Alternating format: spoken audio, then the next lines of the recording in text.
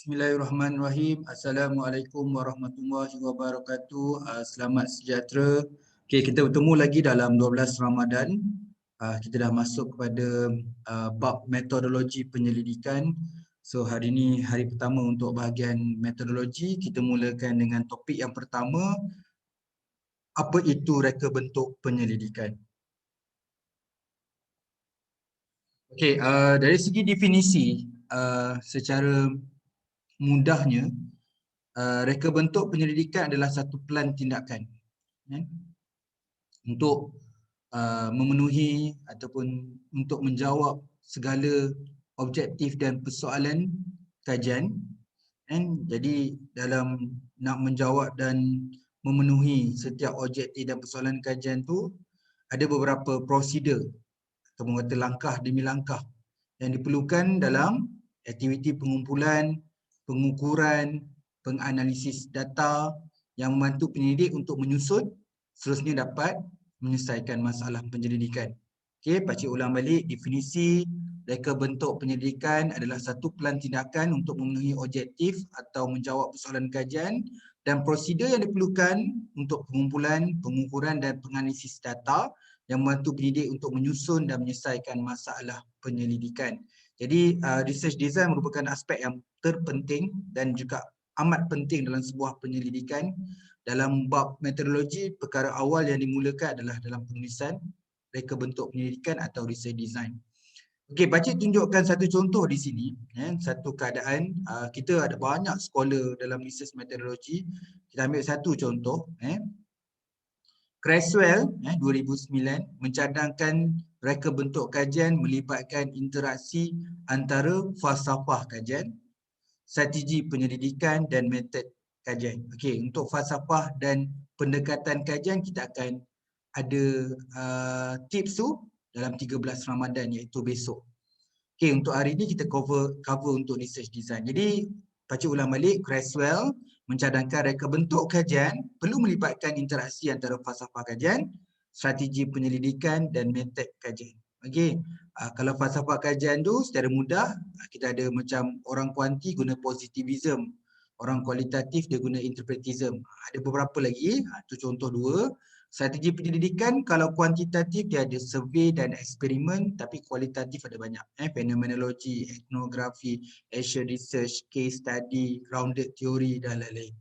Dan metod kajian, so kita akan cover juga metod kajian, kita akan pecah pada tiga iaitu mono method, hanya gunakan satu method, mixed method ataupun multi method. Okey.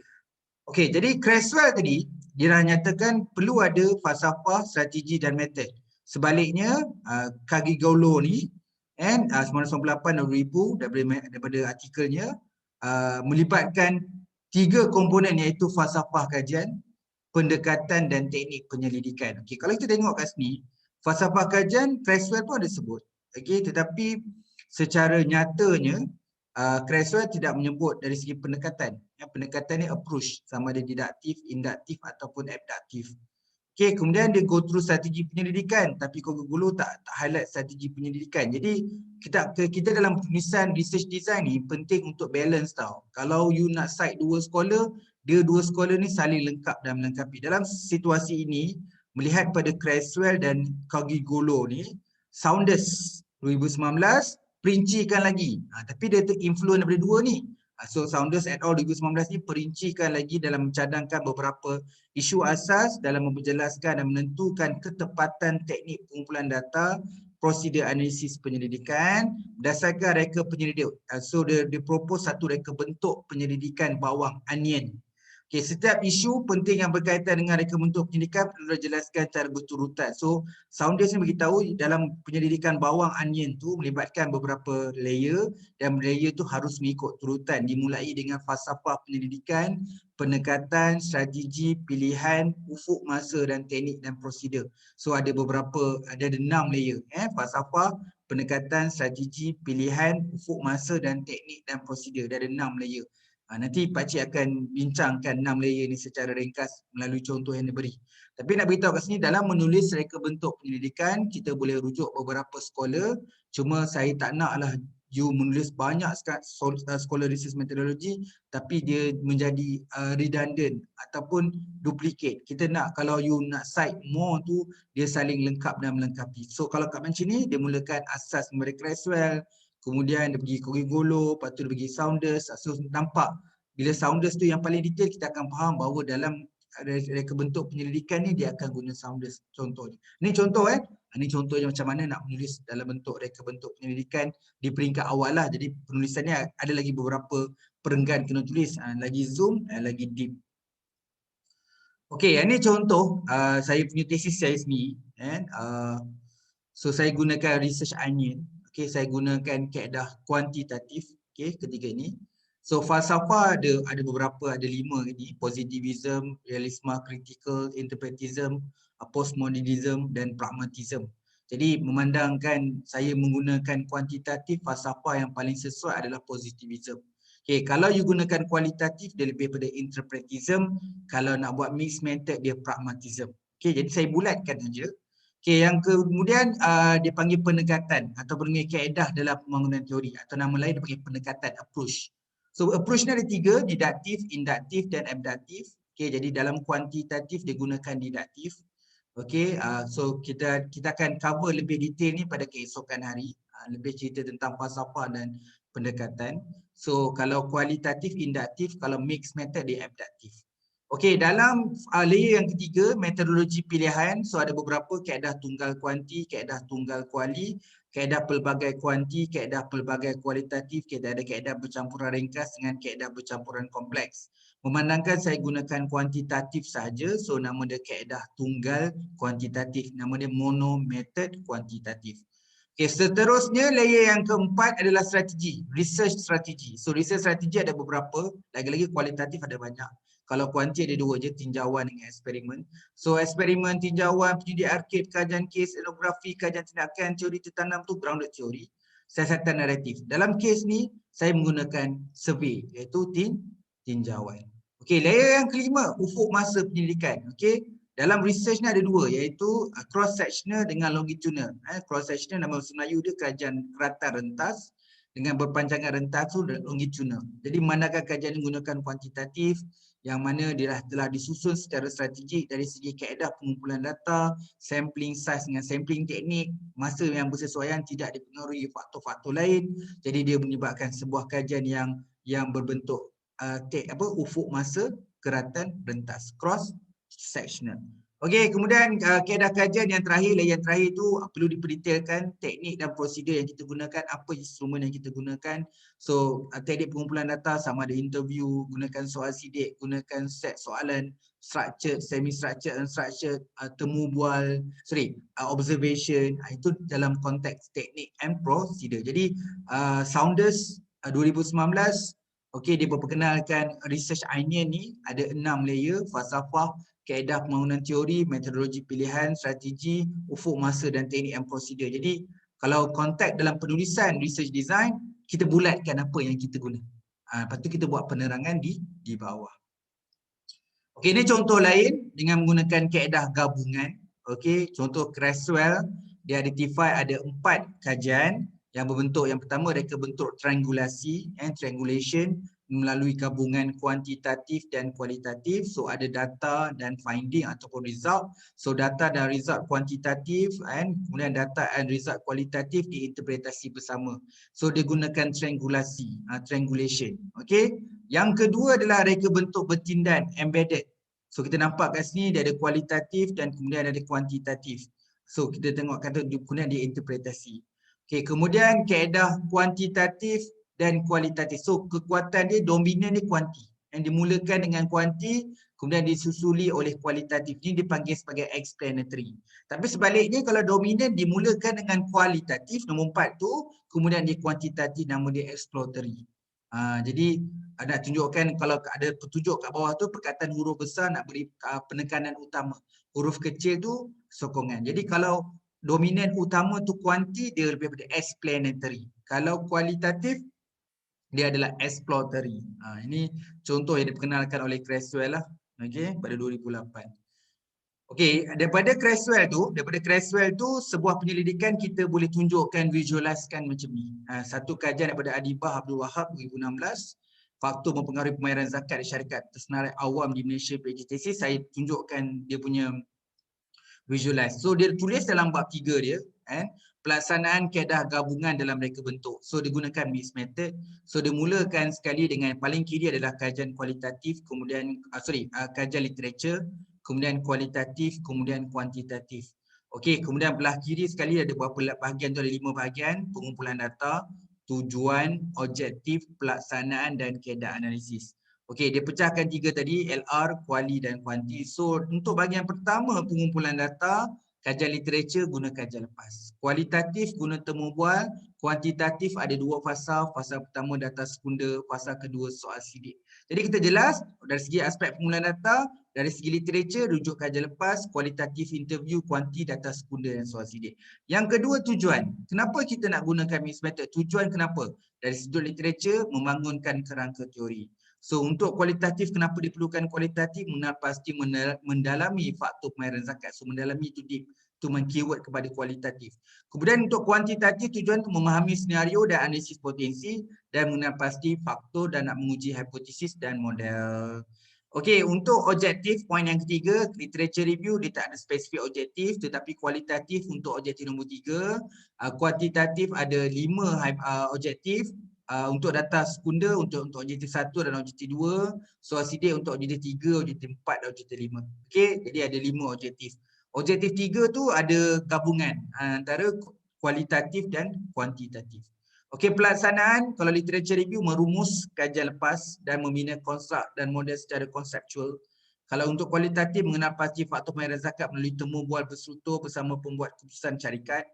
Kuantitatif yang untuk data secondary mengenal pasti pemilikan Muslim, menganggar potensi kutipan dan jurang kutipan zakat melalui laporan tahunan. Okey, untuk soal sidik membuat analisis penolakan faktor EFA, membuat analisis hubungan, pembangunan model menggunakan perisian PLSM. Okey, so dia guna PLSM lah. Okey, kemudian kaedah analisis untuk kajian literatur dengan gunakan data kajian-kajian lepas dia adalah analisis kandungan.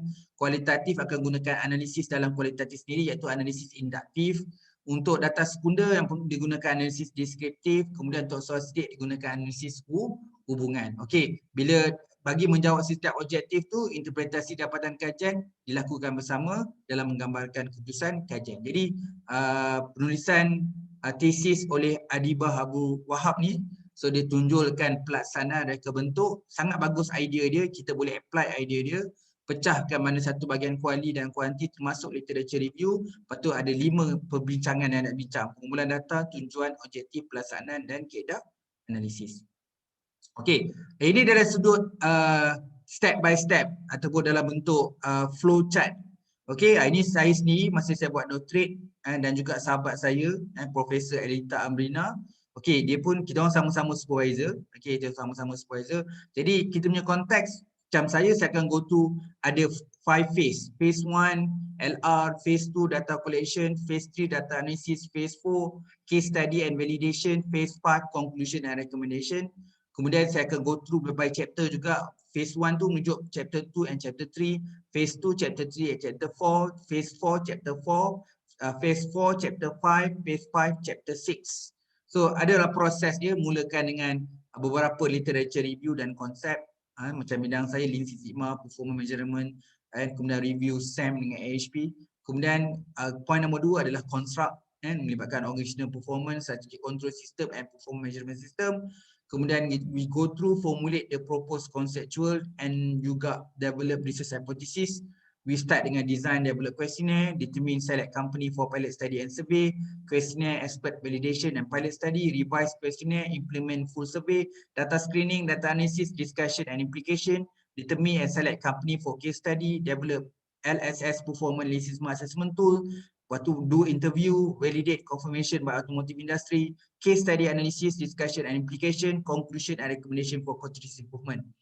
Okay, jadi kat sebelah tu pun sama juga, ada start dengan literature review, construct, survey methodology, develop sustainable manufacturing performance evaluation tool, kemudian dia develop software based tool sustainable manufacturing performance evaluation. So last kali discussion and conclusion. So dia nampak step by step process by process, sama ada go through phase by phase ataupun process by process atau activity by activity dengan lakaran figure yang macam ni.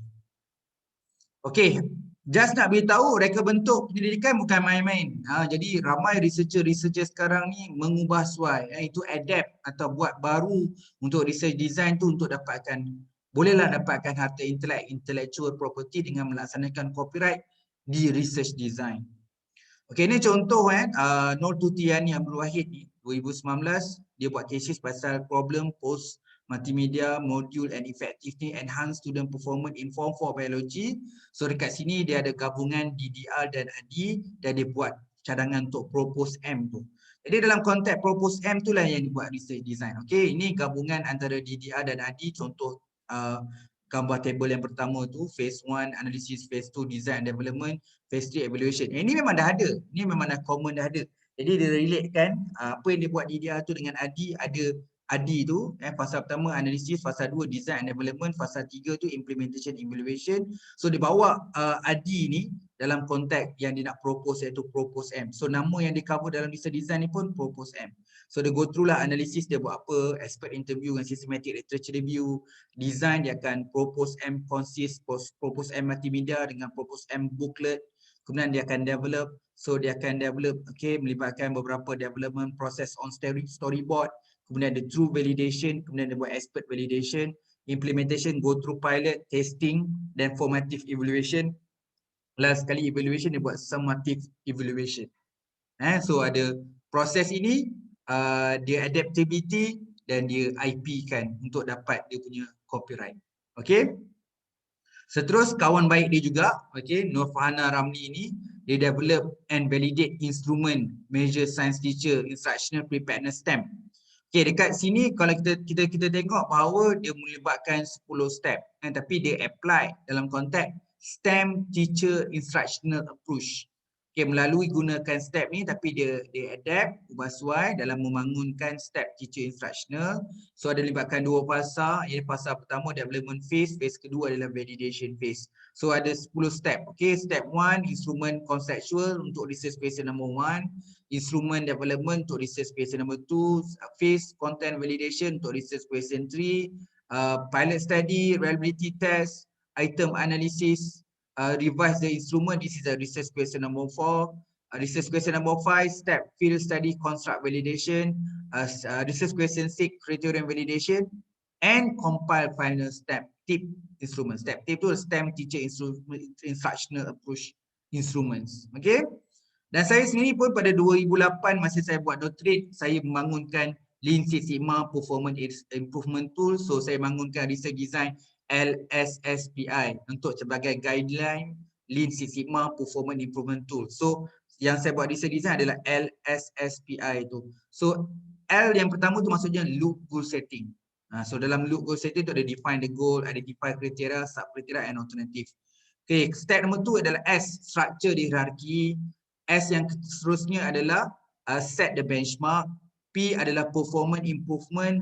I adalah improvement control plan. Jadi LSPI itu dengan nama dia loop goal setting, structure the hierarchy, set the benchmark, performance assessment dan improvement control plan ni pun saya IP kan untuk dapatkan copyright juga. Jadi research design ni kita boleh adapt, kita boleh bangunkan benda yang baru. Okey, dan kalau nak adopt pun boleh, ambil pada Caswell ke Sound dan sebagainya, dan kita apa yang kita hasilkan tu boleh digunakan, boleh dimanfaatkan pada orang lain untuk menunjukkan sama dia akan adopt atau adapt juga. So the best thing is kita pergi dekat Maipo, dekat kawasan zon masing-masing. Kalau macam area saya tu yang dekat Bangsa, okey, untuk saya copyright kan saya punya research design. Okey, sekarang dah boleh buat online. So tak perlu pergi ke Bangsa. Sekarang sebab permohonan untuk copyright pun dah boleh buat secara online. Okey, terima kasih kepada semua dengan masa yang you beri. So kita dah selesai perkongsian dari segi reka bentuk penyelidikan siri pertama dalam research metodologi. Besok kita akan sambung falsafah dan pendekatan dalam penyelidikan.